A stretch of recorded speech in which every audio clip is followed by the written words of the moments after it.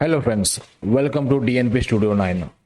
In this video, you will find pink bedroom design ideas and interior design ideas for pink bedroom.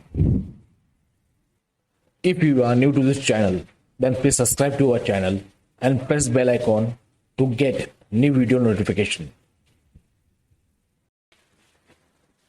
How to decorate a pink bedroom?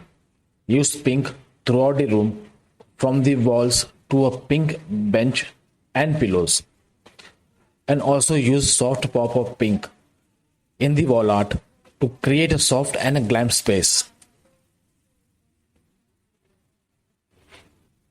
Balance these elements with natural and classic glam furnitures. Use contrast and light color. This will make your room look bigger.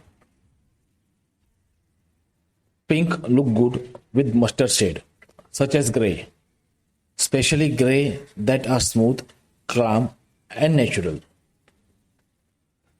Together, pink and grey creates a welcome and a comfortable feel. Light and beige walls are more reflective, making a space feel open and airy, which help to maximize natural light effect.